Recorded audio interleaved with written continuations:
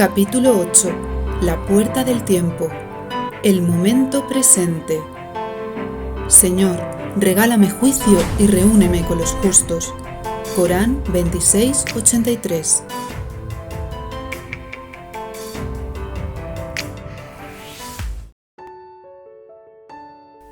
El otoño desplegó su manto de colores dorados, castaños y cobrizos por todo el mundo de cristal.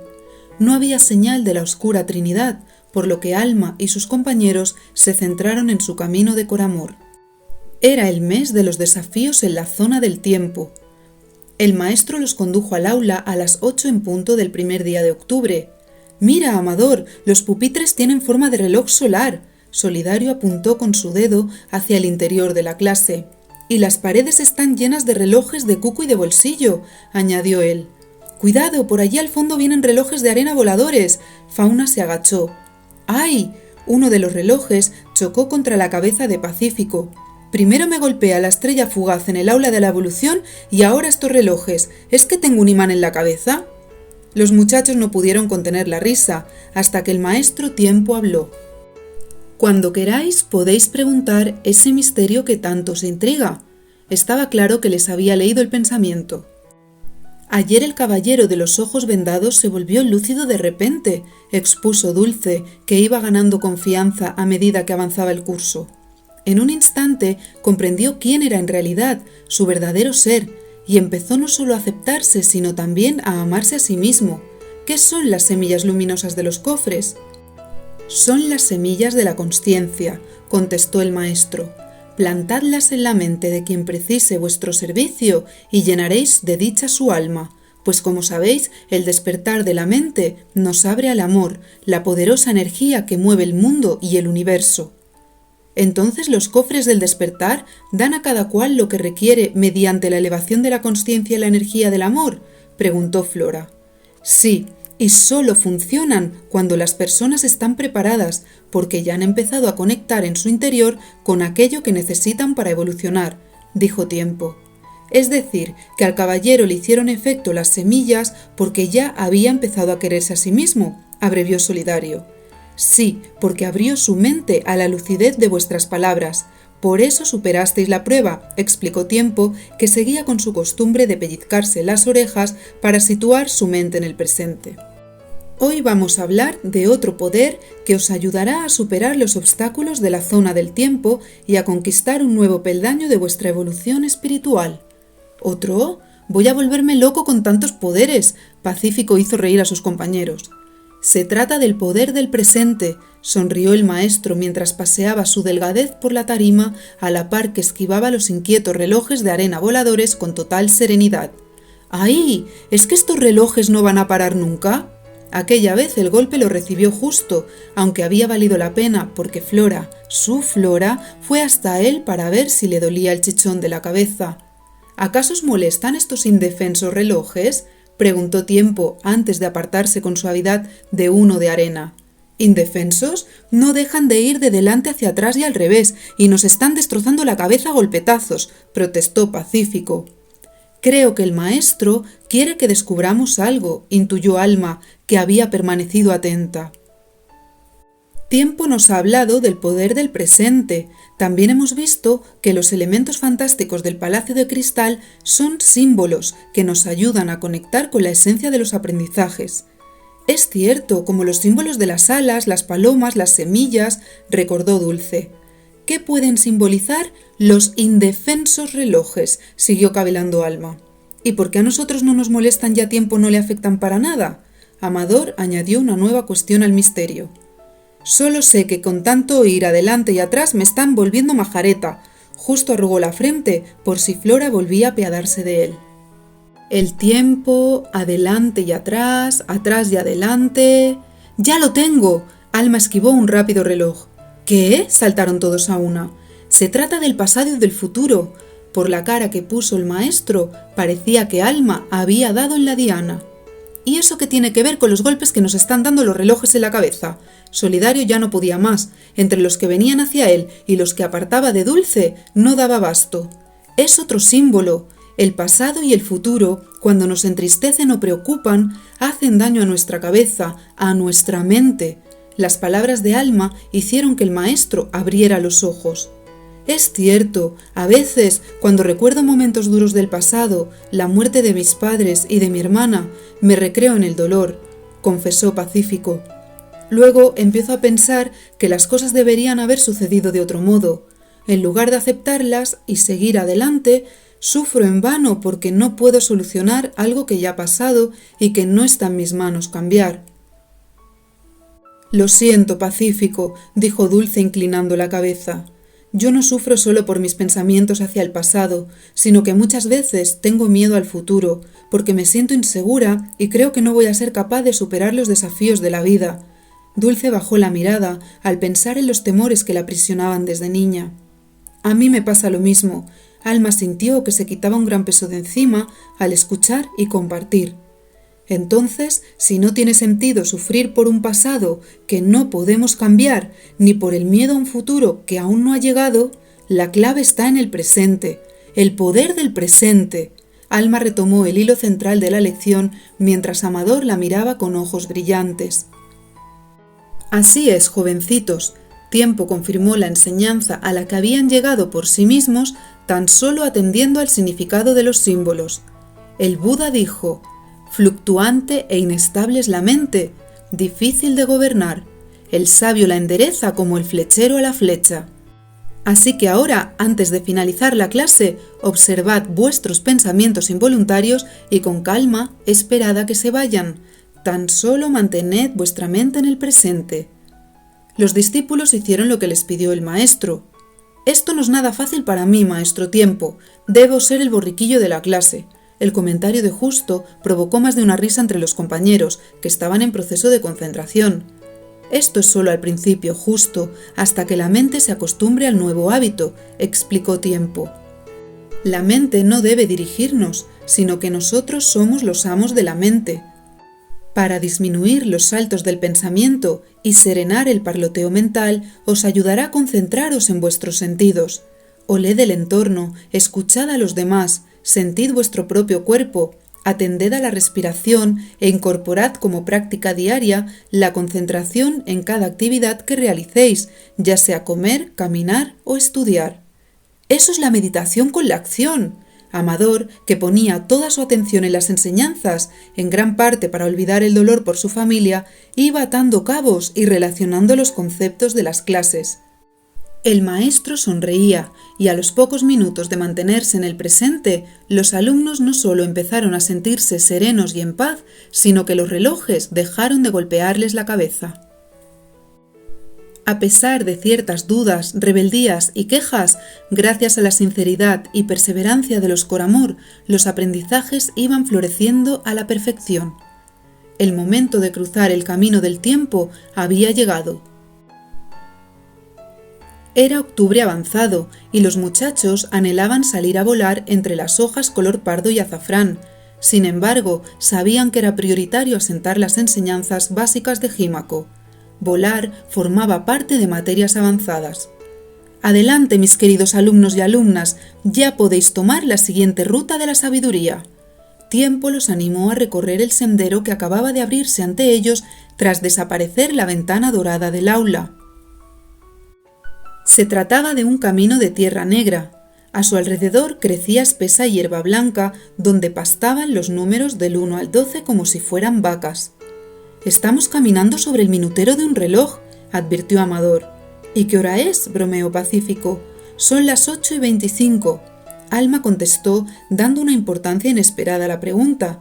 «Mirad, ¿veis aquel otro camino negro de allí? Es la aguja de las horas y señala a ese 8 tan enorme que no para de comer hierba blanca. Y nuestro camino, que es la aguja de los minutos, acaba en punta de flecha en la vaca, quiero decir, en el número 5. Es cierto, ahora reflexionemos. ¿Qué significado tiene esto?» Flora hizo un guiño a Fauna que expresaba: «Estoy aprendiendo a hacer las preguntas adecuadas, hermanita». «Creo que lo primero es averiguar quién es ese anciano que se acerca por el camino», contestó Justo. «Buenos días, juventud. Soy Matusalén. Encantado», saludó el hombre. «El famoso anciano de la Biblia. Usted sí que ha vivido mucho tiempo», exclamó Amador. Perdonadme una puntualización, jóvenes. No soy ningún anciano. Solo tengo unos 1000 años y aún me queda mucho por vivir. La respuesta los dejó atónitos. Lo que pasa es que no me siento muy bien. Estos últimos días no he dejado de pensar en los seres que perecieron en el diluvio. Mi cabeza no para de dar vueltas y más vueltas sobre el asunto, y me siento agotado, incluso cuando intento distraerme jugando con los números.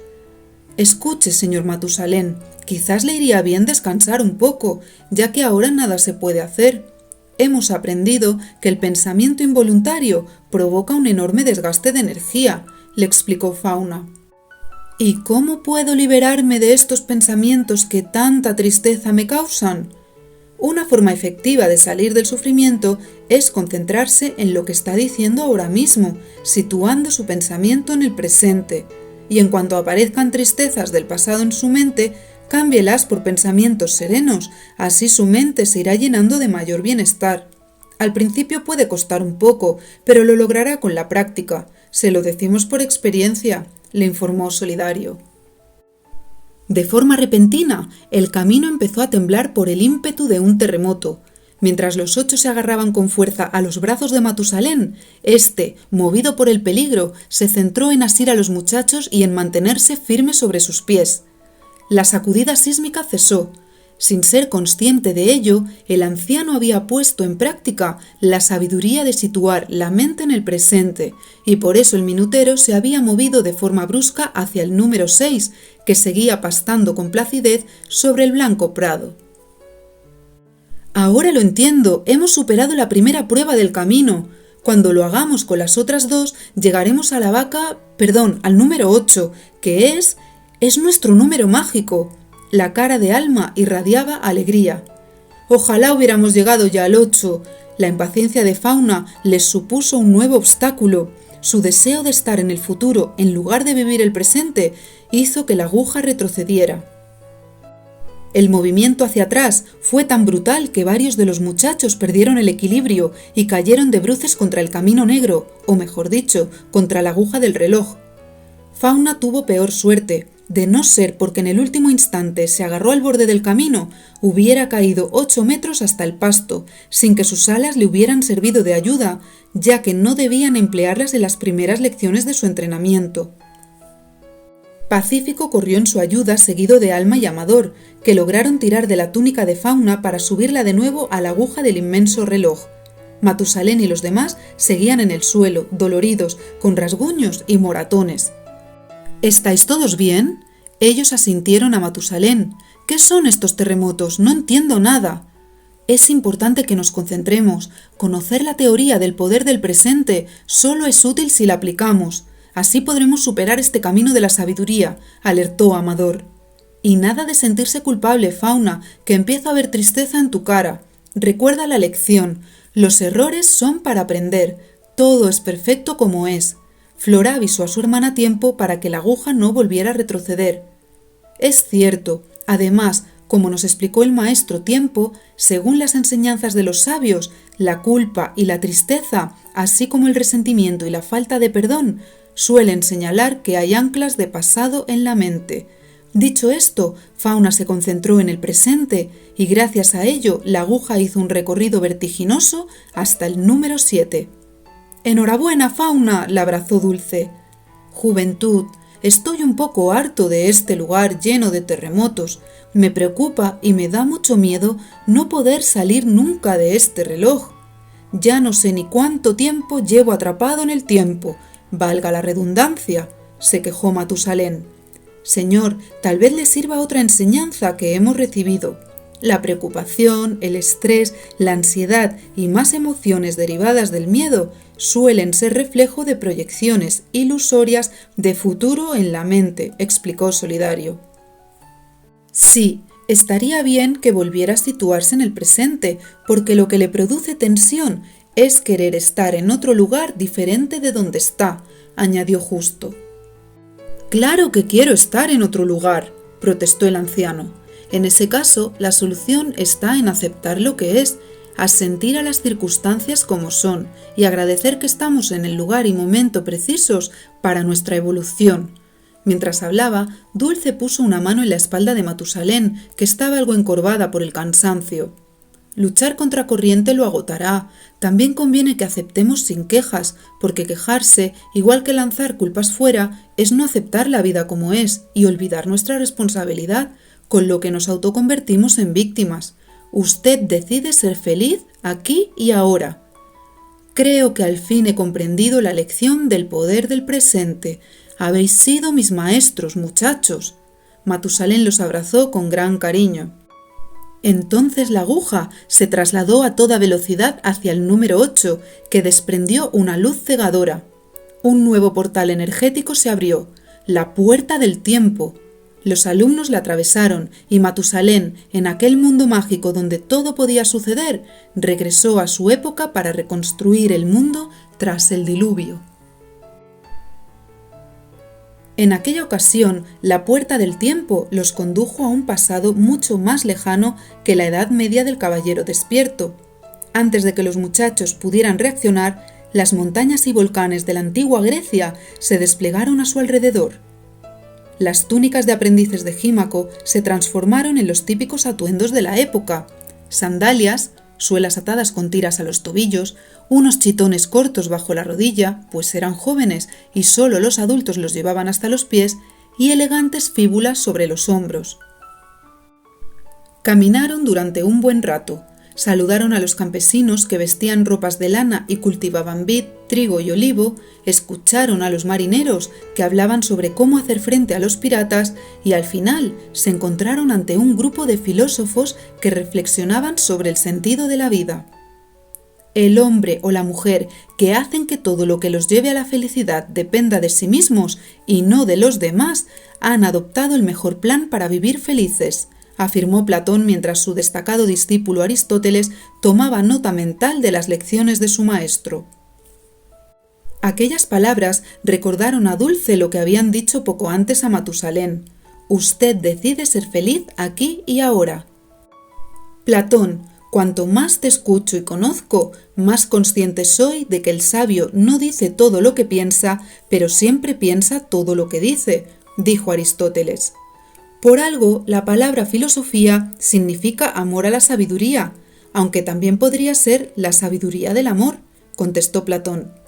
Nadie por ser joven dude en filosofar, ni por ser viejo de filosofar se hastíe, agregó Epicuro. Platón había muerto unos años antes del nacimiento de Epicuro, y es que en el grupo de filósofos también conversaban otros célebres personajes que tampoco coincidieron en vida, como Pitágoras de Samos y Zenón de Elea. Alma rememoró las clases de filosofía que habían realizado durante la instrucción de la iniciación, donde les explicaron que la humanidad estaba en tiempos de poner en práctica la auténtica filosofía de la esencia, es decir, manifestar la sabiduría de la verdad. Tras recordar que aquellos filósofos habían vivido entre los años 580 y 270 a.C., supo que estaban ahí reunidos para aportarles nuevos aprendizajes, por lo que prestó toda su atención. En cuanto a la sabiduría, la inteligencia consiste no solo en el conocimiento, sino también en la destreza de aplicar los conocimientos a la práctica, pensó Aristóteles en voz alta. Desde luego, el que aprende y no practica lo que sabe es como el que ara y no siembra, confirmó Platón. También es vital tener en cuenta que educar no es dar carrera para vivir, sino templar el alma para las dificultades de la vida, añadió Pitágoras. ¡Vaya! Eso es lo que estamos haciendo en Gímaco. Fauna hizo gala de su impulsividad metiéndose en la conversación de los filósofos. ¿Quiénes sois?, preguntó Platón. Nos gustaría mucho escuchar su conversación, suplicó Dulce. Hace unos instantes, señor Platón, ha dicho que la felicidad depende de nosotros mismos y estamos de acuerdo con usted. Desde luego, los males del ser humano son fruto de su elección y la fuente del bien la buscan lejos cuando la llevan dentro de su corazón. Pitágoras se adelantó a Platón. Para descubrir esa fuente del bien necesitamos descender a las profundidades de nosotros mismos y lograr ver nuestra alma buena. Sócrates, genio de la mayéutica, maestro de Platón y famoso por su frase «solo sé que no sé nada», se pronunció por primera vez en aquel encuentro. «Exacto, maestro, por eso promulgo que la conquista propia es la más grande de las victorias», dijo Platón. La conquista propia. Alma sintió calor en el pecho. Esa es la conquista de nuestra esencia, el retorno al amor. Así es, joven luminosa. Platón hizo que todos dirigieran su mirada hacia Alma y ella se sonrojó. La fuerza del amor es la más poderosa. No hay hombre tan cobarde a quien el amor no haga valiente y transforme en héroe. Héroes. La mente de Justo ya se había perdido en fantasías épicas como las de sus Casídas favoritas. Eso significa que el amor verdadero es el camino de los héroes, de los guardianes de la luz, de los Coramor. Muchacho de cabello bermellón, evita malgastar tu tiempo soñando y vive el efímero presente, le dijo uno de los discípulos del grupo. Zenón pensaba que ninguna pérdida puede sernos más sensible que la del tiempo, puesto que es irreparable, aunque como los 8 no estaba del todo de acuerdo con las palabras del joven discípulo. En el acto, ante el estupor de los filósofos griegos, los cofres del despertar desprendieron 8 semillas de luz que tras regar la coronilla de aquel aprendiz lo impulsaron a seguir hablando. ¿Dónde estábamos, compañeros y compañeras? Ah, sí, iba diciendo que el tiempo está vivido con plenitud cuando se vive con amor.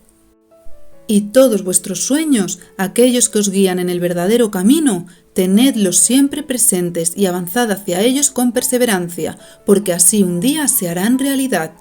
Los filósofos aplaudieron las palabras del aprendiz y los 8 Coramor se lanzaron sobre ellos para abrazarlos y despedirse hasta la próxima vez.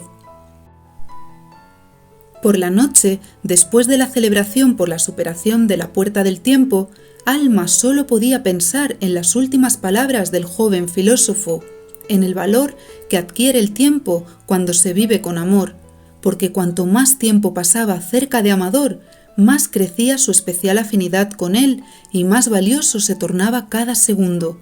Nunca antes había sentido nada parecido. ¿Sería aquello amor?